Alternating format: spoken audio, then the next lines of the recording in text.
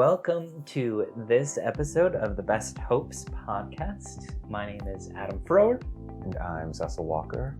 And in this podcast, we break apart hope in great detail. And for this episode, we're going to take a synonym of hope that I think is a really unique concept. And so I hope that we'll be able to pull it apart in a really meaningful way. So Cecil, today we're going to be talking about hope in the form of opportunities. And let me just give you a couple of other kind of contextual words that will help us to formulate what we're going to talk about. Some of the other contextual words that go along with the idea of opportunities are things like good fortune, or happenings, or junctures, moments, occasions, or even possibilities. So as you wrap your head around hope as an opportunity, what do you make of that? Well, I think it definitely is an interesting angle to hope. And I think it's interesting more as like, I want to hear what we're actually going to say about it and make of it. But the very first thing that comes to mind for me is that this feels, I hope this is the right word, this feels more active than we've talked about it so far. I mean, we have talked about it in an active way so far, but this feels like a call to action even. Like, if this is an opportunity, that means that's a place to do something. And all these contextual words that you add, like if this is a juncture, if this is like, a turning point or a moment where I have to not only make a decision, but start to move in that direction or do that thing, that sounds much more active than I think that people maybe usually think about hope. I think a very casual use of it, or what people hear when they think about the good thing about hope, is it's just like you think something positive, or you have positive expectations. I have high hopes. I'm hoping the future looks well. But if you think about it in this kind of a way where this moment is an opportunity, my brain instantly thinks opportunities should be taken advantage of. You should get the most you can out of an opportunity. You should reap what benefits are lurking within an opportunity. That to me sounds like I've got to go be there to get what I need from that thing.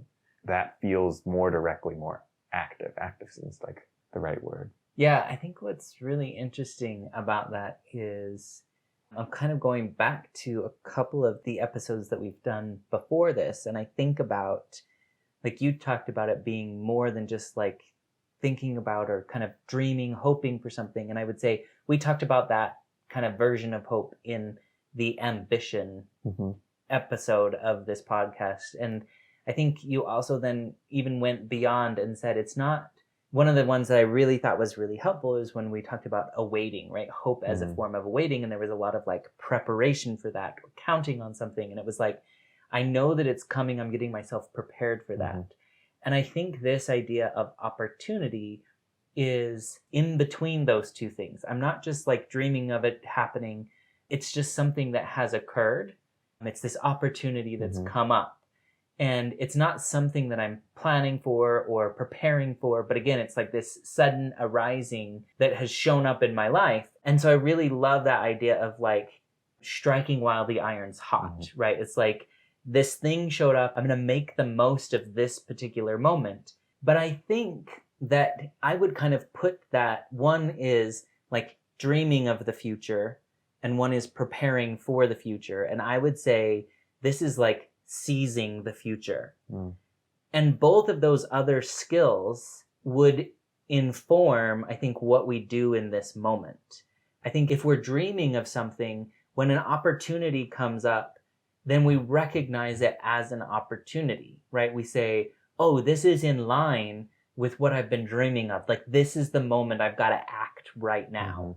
And so the context of having a dream helps me recognize this opportunity for what it is. But also that like preparation, preparing for something that's coming. Again, I may not have been preparing for this particular opportunity, but the skills that I develop as I'm preparing for something, or the character that I built as I'm preparing for something, that's going to all come together to help me seize this opportunity in a really meaningful way. And so I think that all of these other aspects of hope that we've talked about, they seem so planned or deliberate or purposeful. And then on face value, this seems a little like haphazard, like something happens and now I get to seize it. But I think all of those other aspects of hope really kind of come to a point in this particular moment where an opportunity arises and I recognize it for what it is and I'm prepared to take action at this given time to make the most of it. Yeah, there's so much purpose in that too, because what you're saying is that I've kind of dedicated myself or looked at things in a certain way. And so when this kind of an opportunity arises, then I can do something to take as much advantage of it as possible.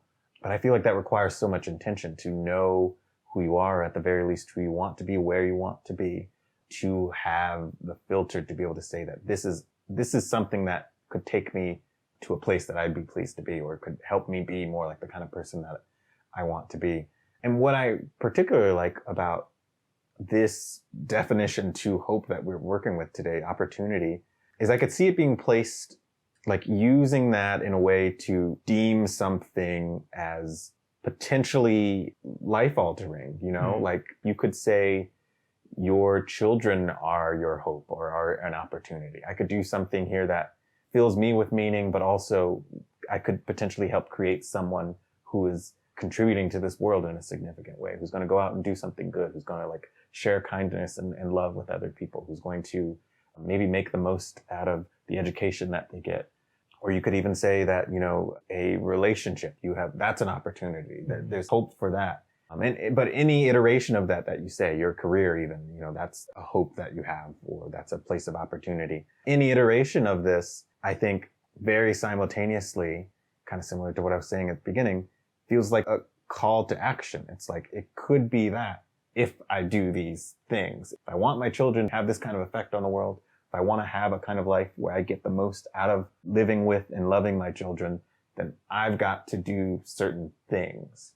And I don't know, to my ears, it just sounds like very instantly, very simultaneously, like that's a possibility, that's an opportunity, but it requires me to do something with that.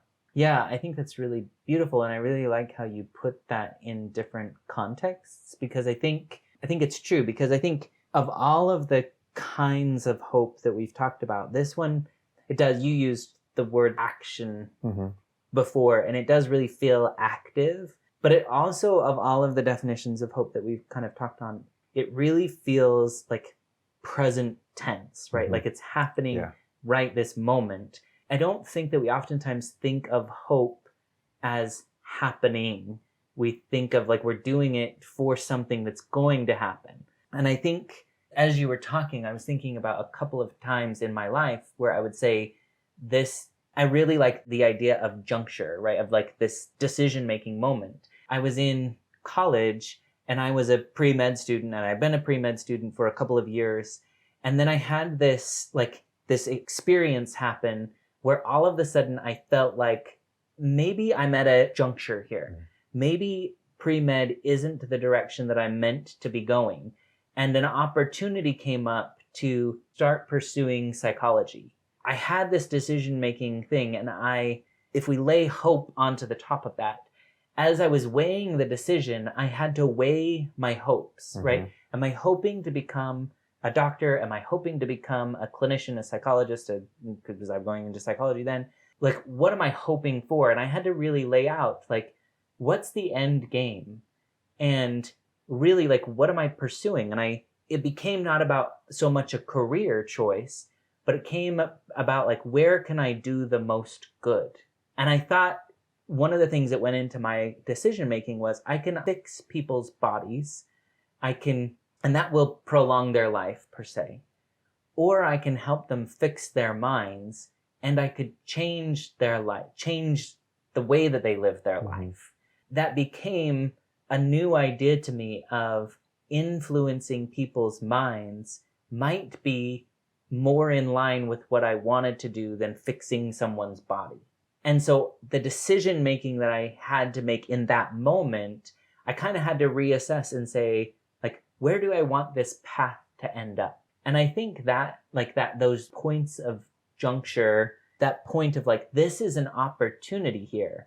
I viewed that decision as an opportunity because the outcome was something desirable to me. If I had kind of followed that down the line and I had seen where the outcome might have led, I would have said, oh no, I don't want that. And it wouldn't have felt like an opportunity for me, right? It would have felt like, oh, that was potentially a distraction, or that was potentially, some other thing. But I viewed it as an opportunity because I viewed it leading me to where I ultimately decided I wanted to end up. So even what we view as an opportunity is really based on where do we hope this is going to lead us. If we don't hope for the consistent outcome, the decision is just a decision. It's not an opportunity. Yeah, I love that. Just the simplicity of hope reveals opportunities. I think that is so true. And it's one of the strongest counter arguments to sometimes the denial that people can have about hope or about hopeful thinking or something that, I think it feels, I've always been a very optimistic person. So it's been easy for me to just hope that things will work well and expect that things will kind of work well. And in general, they kind of have. But I come up against conversations with people who feel like it's more realistic to be pessimistic, that, being hopeful leaves you kind of naive or unaware, or that you're not thinking in the real world if you're thinking things are going to be good or things are going to be positive or work their way out to be what you want them to be. And that you should expect something less pleasing, I guess, and that's more realistic to some people. And I think this is a brilliant counter argument to that, because it's saying hope isn't just some empty wishes you're throwing to the wind. It really is a functional shift that happens that obviously is, as you're saying here, starts to show you your life and your world and your day-to-day experiences a little bit differently. So differently that opportunities will reveal themselves in ways that they weren't revealing themselves before. And I don't think that there's necessarily something supernatural even about it. I think it's what you're bumping into in your ordinary experiences won't seem like opportunities unless you're of this kind of thinking, unless you're saying, here's what I want from my future. Here's what I'm hoping for. Here's the kind of person I'd like to be. Here's the kind of experiences I'd like to experience. If you're going around, looking for the color red, it'll pop out to you when red shows up. But if your head is filled with either nothing or the idea that red doesn't exist, probably not going to catch it as much.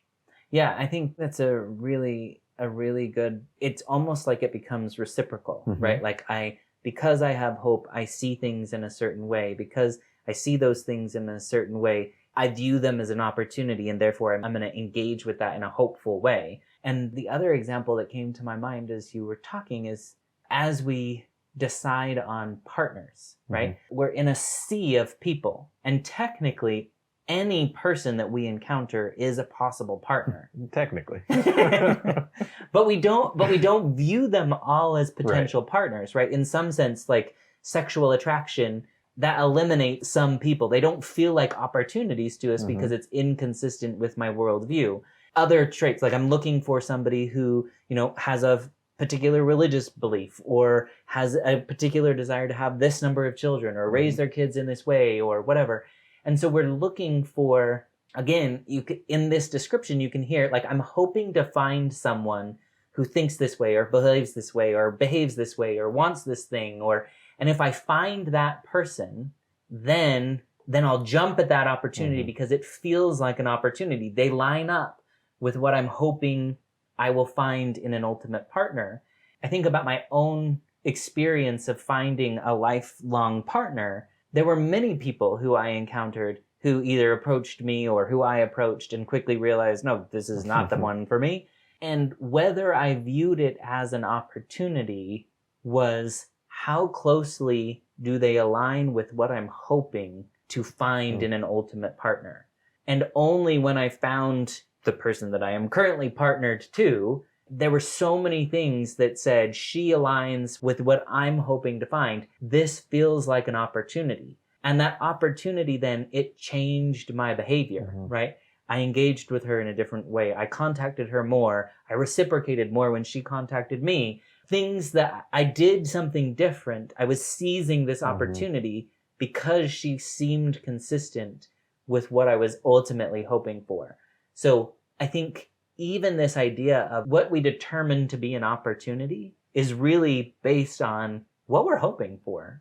Yeah, that says so many things all at once to me. Well, one, I don't know if this sounds weird, but it makes it sound like the effort is less burdensome when you're living your life in this way of, I'm trying to align myself with my hopes. I'm trying, I have this outcome that I'm looking for. I have this thing that I want, that I have in mind.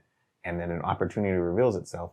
And as you're describing, you start doing things that try to take advantage of that opportunity. But it sounds less like, oh, I have to do this stuff. I have to do this work. I have to, blah, blah, blah, check all these boxes so that I can get the thing that I want. I think it's so connected to something meaningful to you, or you want so much from it, that it's like gravity. You just, you don't have to work to make it work. It happens because that's the direction you want to go in. That's what you want. That's something that's apparently really meaningful to you. I don't think I've ever thought about how something you're really hopeful for can do that for you. But when it feels like an opportunity, like if you think of anything that's valuable to you, if someone said, here's your chance to get more of that thing or to advance that idea or something, it wouldn't feel as hard as I'm just doing a chore for no reason. It would feel like, of course I'm going to do that. Of course I'm going to go in that direction. I won't even have a moment to question it or complain about anything that might be any type of inconvenience in that process.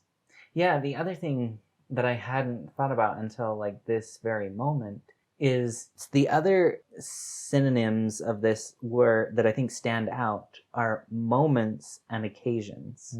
As you were talking, I was thinking we tend to mark these really, I love that you infuse the idea of meaning, right? Like once I found my partner, it was a really meaningful thing. And therefore what could have felt like drudgery in a different situation doesn't feel like drudgery. In fact, it feels like an opportunity. It feels enjoyable. It feels, all of those things. And then as you were talking, then I thought, and we often mark those moments, those occasions with celebrations or ceremonies, right? I think about like, we marked that opportunity with a marriage and a ceremony and a big party. And we said like, we seized this opportunity. We acted in alignment with what we were hoping for. And we're now embarking into a new chapter where we're hoping it all plays out the way that we're expecting or that we want. And similarly, like we have like these moments of celebration when a baby is born, or when we finish school, we graduate, we move on to, another thing. When we accomplish when somebody finishes a job and they're going to move on to another job, we oftentimes have the going away party. When somebody buys a home, we have a housewarming party. We mark these moments, these occasions with celebrations. And I think the celebration is an acknowledgement of you've made an important decision. You're at this juncture and you're moving directions, you're changing directions. This is a moment of hope. We're saying like, we hope this home is a warm, safe place for you. We hope as you go to your next job that you get to develop the skills that you want to do. You have the opportunities that you want to develop. And I think each of these like moments of celebration are times where we kind of acknowledge you're seizing an opportunity, and they're inherent in that is like we're collectively sending you with our hope as well. Yeah, I really like that, because that means it must mean something, right? That we so universally celebrate and mark these different things, and we'll continue to mark it for years later. We'll say, it's your 5-year, 10-year anniversary, 20-year anniversary. Oh, you graduated on this day 5 years ago, 10 years ago. We mark all of these things and keep them as important moments. And I don't think I've ever thought of what we're commemorating is our seizing of an opportunity, of our like having caught this moment and said, I'm going to do something with this. And we did do something with it. It moved us towards being whoever we are. And I think that it's helpful because now any of us can look backwards and say, look at all those moments that we seized. Look at all those opportunities that any living person, particularly adults, has moments like that they can look back on and say, that's an important moment to me because somehow I saw that as an opportunity and I took that opportunity. I did something with it. And it's led to who I am now, where I am now. But the other thing that's kind of connected to that you mentioned, and I don't want us to overlook, is how much of a present tense this thing feels. It is very much when you think of opportunities, you think of it right now. You think of, I've got to do something and not let this pass by. I don't want to miss this opportunity. I don't want to miss this moment. Not only do I have to commemorate it and make sure that I mark it as something important, but I've also got to do whatever the things are that this moment right now asking me to do. And I think present tenseness makes hope somehow feel more accessible to me, because it's not like a meditation you have to do correctly, or, it's not a certain type of thinking or something that you just have to figure out the calculus to. It's really you want something, you desire something, you're looking for something. If a moment reveals itself as an opportunity to get closer to that or get more of that, you've got to seize that moment. And there's no rule book for it. You just got to jump in there and do what you can to make the most of that moment, whatever that looks like. And I feel like that's, universally human. We've all got to flail around in a moment of an opportunity and try to grab as much of it as we can. So for all those reasons, I feel like that this concept of hope makes hope very accessible. It's not something only for, someone who's been a practicing monk, or or someone who is just the world's greatest positive psychologist or something. This isn't for someone who has the right mindset or something. It's for people who have desires, which I think is just people. Yeah, I think that's really beautiful. And what I really also like about the idea of this is a present moment of seizing the opportunity. I think that with any present moment, and you kind of highlighted this before, is it's a pinnacle. It stands up, right? And we can, whether we're on the side of time before that opportunity has occurred, we're kind of preparing ourselves, we're building ourselves. And I think there's some real intention of what do I want? And we're building up for when an opportunity comes to get me closer to what I want, I'm going to see it, I'm going to recognize it, I'm going to take advantage of it. Yeah.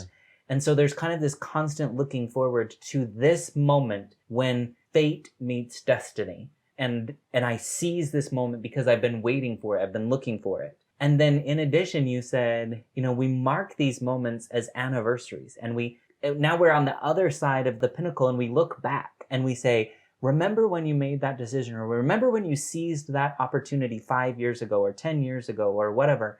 And I think what that does is that it also makes hope, I'm not sure what the word, but it's tangible, right? Where it's, I did certain things. If I can look back and I can say 5 years ago I did this thing, then it also then says, but what did you do? If you did this thing, what was it? What did you do? How did you do it? How did you seize that moment? And we can always look back at that anniversary with eyes of being educated, of saying, I did something successful. How did I make that decision? Or how did I seize that? Or who did I rally around me to make that happen? And then we know ourselves better so that we can seize the next opportunity. We know I did these things and it helped me be successful in that moment.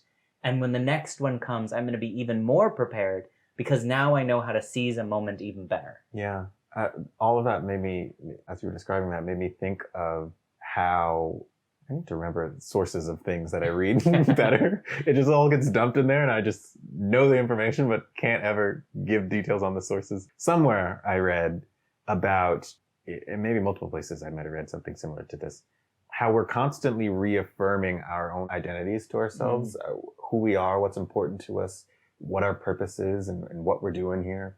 And in subtle ways even, we're reaffirming that, by what you decide to wear and how you describe yourself to another person. And I think if we don't think too hard about it, we might assume we just are who we are. It's set and, we believe what we believe, we think what we think, but we're constantly reaffirming that and even kind of modifying it as we reaffirm it.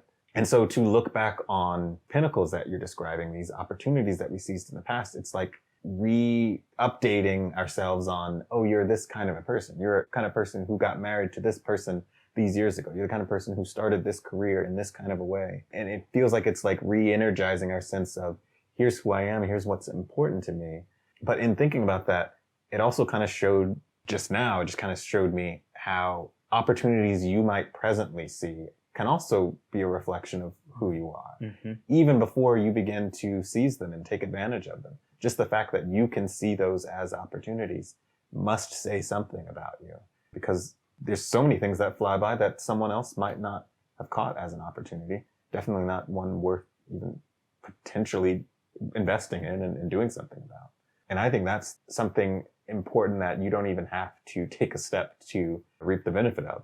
You could learn something about yourself or see something about yourself just in what feels like, what are the opportunities in front of me? What am I thinking really hard about? What feels like are important decisions to me? Like you said, I have to find some purpose in the path that I go in, and I want to make sure I choose the right path to accomplish that purpose. In deciding whether to go to med school or whether to go to the path of psychology. But I think someone else somewhere in that same moment was making very different decisions, and their purpose and paths in life had nothing to do with either of those things. I think it says a lot about a person, the decisions they find themselves having to make, and even the spaces that look like that's a place where I could put a meaningful thing. Yeah, I think that's really beautiful. Well, I hope that's helpful. I love this idea of thinking about hope as opportunities. I love the idea of looking forward to opportunities and also looking back at opportunities and saying, how did I seize that opportunity? I think there's so much power that can be grasped in that moment. So anything else you want to say about opportunities before we sign off? I think I've said enough, actually.